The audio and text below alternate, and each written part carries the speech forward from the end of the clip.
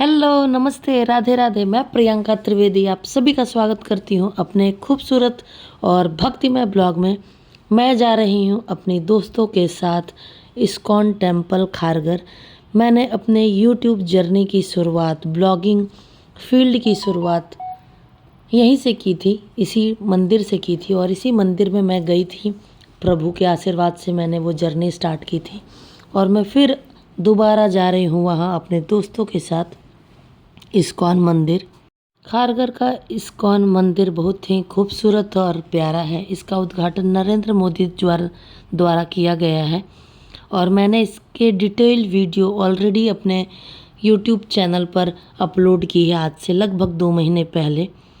और जब हम जाते हैं तो रास्ते में बहुत ही खूबसूरत व्यू नज़र आता है, क्योंकि जो खारघर क्षेत्र है वो पहाड़ों से थोड़ा घिरा हुआ है, जिस वजह से वहाँ की खूबसूरती और बहुत ज़्यादा बढ़ जाती है। ओला कैब से उतरने के बाद हमें कुछ दूर थोड़ा पैदल चलना पड़ता है और चूँकि बारिश का मौसम था इसलिए और वीकेंड का समय था, इसलिए इस्कॉन मंदिर में बहुत ज़्यादा भीड़ थी। और जाने के लिए, मंदिर की तरफ जाने के लिए उन्होंने अलग से बहुत अच्छी व्यवस्था की है। पूरे मंदिर परिसर तक जाने के लिए आपको साइड से रास्ता है और जिसको शेड से कवर किया गया है, और नीचे डोरमैट बहुत बड़ा है, जिसकी वजह से मंदिर परिसर तक जाते जाते आप मंदिर किसी भी तरीके से वो गंदा नहीं होता है। यहाँ चप्पल रखने का स्टैंड है, हाथ और पैर धोने की व्यवस्था है, पानी की व्यवस्था है, तो आप किसी भी तरीके से परेशान नहीं होंगे। बारिश को ध्यान में रखते हुए बहुत अच्छी व्यवस्था की गई है। और हम भी पहुंच गए इस्कॉन मंदिर अपनी दोस्तों के साथ। पहुंचने पर हमने देखा वहाँ बहुत ज़्यादा भीड़ थी, क्योंकि वीकेंड में वहाँ भीड़ बहुत ज़्यादा रहती है। आसपास के सारे लोग देखने के लिए वहाँ पहुँचते हैं। मंदिर की खूबसूरती का अंदाज़ा इस बात से लगाया जा सकता है कि संगमरमर के चारों तरफ इतनी खूबसूरत मूर्तियाँ हैं, नक्काशी है, कलाकारी है, विशालता है, मंदिर में भव्यता है, जिसको देखने के लिए बहुत दूर दूर से भी लोग आते हैं। अगर आप ऊपर से मंदिर का व्यू देखें तो और भी खूबसूरत लगता है। मंदिर परिसर है भी बहुत विशाल। और हम भी आपस में बात करते हुए कृष्ण का नाम जपते जपते हम पहुंच गए मंदिर की तरफ। और हम लगभग शाम के 5 बजे के आसपास गए थे और 5:30 5:30 तक हम इवनिंग में वहाँ पहुँच गए थे। उस समय भी वहाँ पर भीड़ थी। इस्कॉन मंदिर है वो, उसकी टाइमिंग है मॉर्निंग में 4:30 से लेकर दोपहर के 12 बजे तक। उसके बाद शाम में 4 बजे से लेकर 8:30 बजे तक। जब हम पहुँचे तो संध्या आरती का समय हो रहा था, तो हमने भी रुक कर ये डिसीजन लिया कि हम भी संध्या आरती में भाग लेंगे और हम भी वहाँ पर थोड़ी देर रुकेंगे। और हम सब वहीं पर इंतज़ार करने लगे। सबसे पहले हमने दर्शन किया।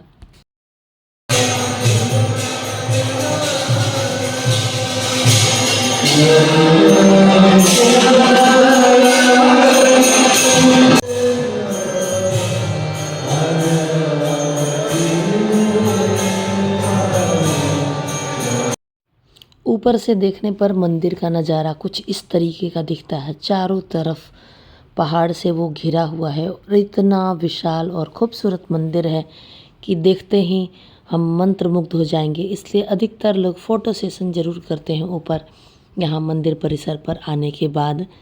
और मैं आपको बता दूं कि इस्कॉन जो संस्था है, जो संघ है, वो अंतर्राष्ट्रीय कृष्ण भावनामृत संघ है। इसकी स्थापना 1966 में भक्ति वेदांत स्वामी प्रभुपाद जी द्वारा की गई है और उन्होंने कृष्ण के नाम का प्रचार प्रसार विदेशों तक की है। और बहुत ज़्यादा मंदिर इस्कॉन संस्था द्वारा चलाया जाता है। और भारत का सबसे बड़ा इस्कॉन मंदिर बेंगलुरु में स्थित है। और खारघर का भी मंदिर है, वो शायद दूसरे स्थान पर आता है। इसकी खूबसूरती का अंदाज़ा आप इस बात से लगा सकते हैं कि यहाँ हजारों लाखों भक्तों की भीड़ इकट्ठा होती है, पर वहाँ की व्यवस्था इतनी उत्तम और अच्छी है कि किसी भी प्रकार की कोई दिक्कत नहीं होती है।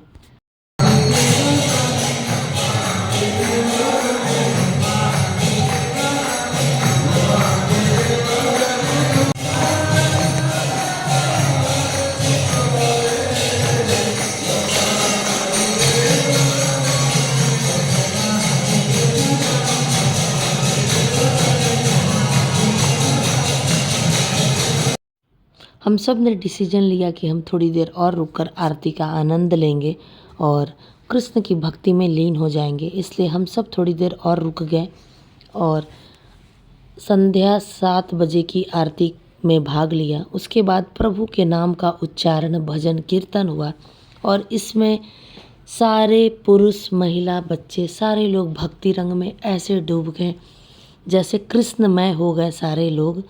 मैं भी वहाँ पर कृष्ण के रंग में रंग गई। हम सभी लोग प्रेम, भक्ति और धर्म के रंग में रंग गए। मुझे ये बात सबसे अच्छी लगती है कि जब आप मंदिर की सीढ़ियों पर ही कदम रखते हैं तो आप अपनी नाम, गोत्र, कुल, सारा चीज़ मंदिर के दहलीज पर ही छोड़ देते हैं। यहाँ आकर सिर्फ़ और सिर्फ आप भक्त हो जाते हैं।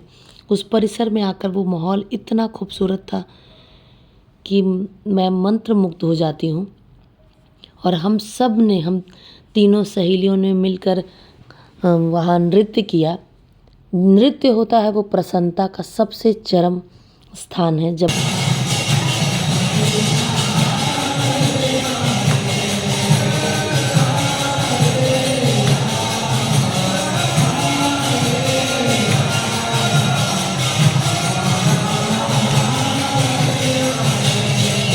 अगर आप खारघर, नवी मुंबई और आसपास के क्षेत्रों में रहते हैं तो प्लीज़ इस मंदिर को ज़रूर विजिट करने आएँ। बहुत खूबसूरत मंदिर है और वहाँ पर आना ही अपने आप में बहुत सौभाग्य की बात है। मैं कैमरे में इस बात को जस्टिफाई नहीं कर पा रही हूँ, जितना खूबसूरत वो माहौल है, जितना भक्तिमय वो माहौल है। क्योंकि जब आप कहीं पर सामने से किसी चीज़ को देखते हैं तो उसका जो आनंद और अनुभूति होती है उसको आप कैमरे में जज नहीं कर सकते, उसको कैमरे में कैप्चर नहीं कर सकते। मैंने उसका बहुत लेस मात्र, मतलब बहुत कम ही उसको जस्टिफाई किया है।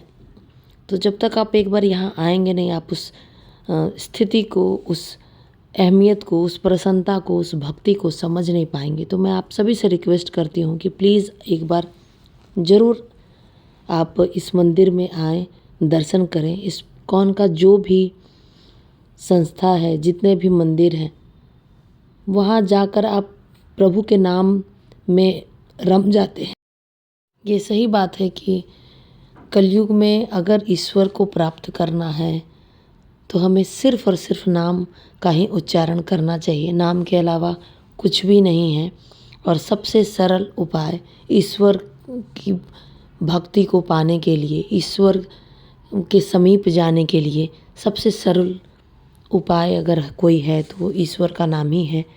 तो ज़रूर कृष्ण कृष्ण का नाम जपना चाहिए। अगर हम कृष्ण नाम जपते हैं तो पूरे संसार के जो पालनहारे हैं, हम उनकी भक्ति में लीन हो जाते हैं।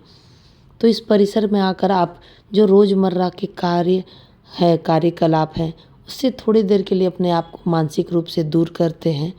आपको लगता है कि जीवन में जो तनाव है, उथल पुथल है, ये सारा कुछ समाप्त हो गया है। आपको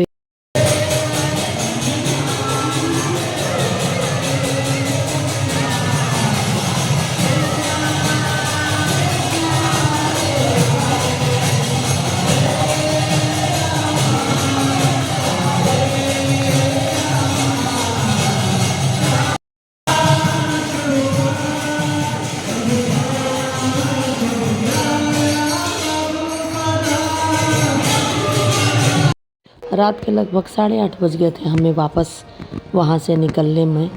वहाँ से निकलने पर अंधेरा हो गया था और बाहर से देखने पर ये मंदिर की खूबसूरती रात के समय और भी अच्छी लगती है। बहुत लोग वहाँ उतरकर उस परिसर में फ़ोटो सेशन करते हैं, पिक्चर्स लेते हैं, क्योंकि मंदिर की खूबसूरती है भी बहुत अच्छी। और हम भी वहाँ से निकल गए अपने घर की तरफ। मंदिर परिसर में जगह जगह पर माइक की व्यवस्था है, बहुत बड़े बड़े स्पीकर्स लगे हुए हैं ताकि कृष्ण नाम का उच्चारण, कृष्ण नाम का मंदिर के हर कोने में सुनाई दे, इसलिए जगह जगह पर स्पीकर्स लगे हुए हैं। हमने भी कुछ फ़ोटो क्लिक्स किए, कुछ पिक्चर्स लिए और थोड़ी देर मंदिर परिसर में ही बैठे।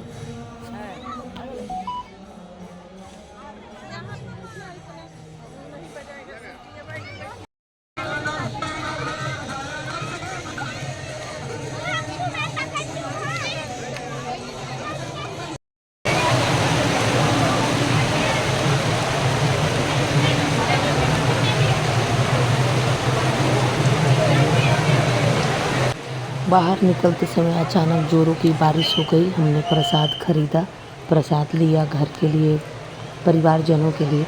प्रसाद लेने के बाद अपने शूज़ लिए, जूता चप्पल स्टैंड से। उसके बाद हम निकल गए अपने घर की तरफ। आपको मेरा ये ब्लॉग कैसा लगा प्लीज़ मुझे ज़रूर बताइए, क्योंकि मुझे आप लोगों के सुझाव की बहुत आवश्यकता है। मैं इस जर्नी में कैसा कर रही हूँ मुझे ज़रूर कमेंट्स बॉक्स में बताइए। मिलती हूँ फिर अपने एक बहुत ही खूबसूरत और मज़ेदार ब्लॉग के साथ। तब तक आप अपना ध्यान रखिए और कमेंट बॉक्स में ज़रूर मैसेज कीजिए। Okay, take care, bye bye, Radhe Radhe.